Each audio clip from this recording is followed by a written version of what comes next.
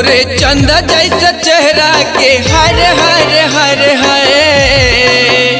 तोरे चंद जैसा चेहरा के हो गे हो दीवाना वो अरे दीवानी गुरी ज्यादा झंतर साना वो आजा दीवानी गुरी ज्यादा झंतर साना वो तोरे चंद जैसा चेहरा के हो गे हो दीवाना वो अरे दीवानी गुरी ज्यादा झंतर साना वो आजा दीवानी गुरी ज्यादा झंतर साना वो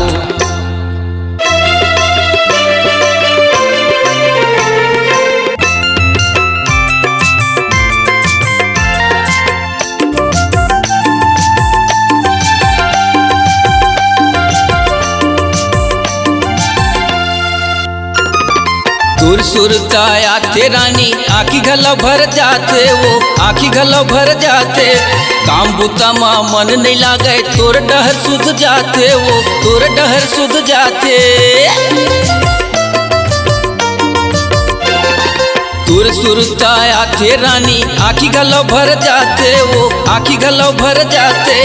काम बुता माँ मन नहीं लागे तोर डहर सुध जाते वो तोर डहर सुध जाते तोर मोहनी सूरतिया के हर हर हर हर तोर मोहनी सूरतिया के हो गे मैं दीवाना वो अरे दीवानी गुरी ज्यादा झंतर साना वो आजा दीवानी गुरी ज्यादा झंतर साना वो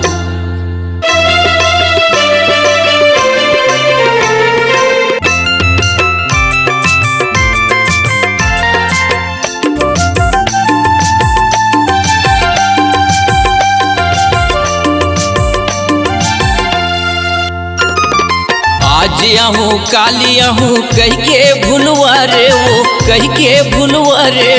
का बताऊँ भगवान कसम गजब धोखम डारे वो गजब धोखम डारे आज आहूँ काली आहूँ कह के भूलवा रे वो कह के भूलवा रे का बताऊँ भगवान कसम गजब धोखम डारे वो गजब धोखम डारे तोरे गजराली नैना के हर हर हर हर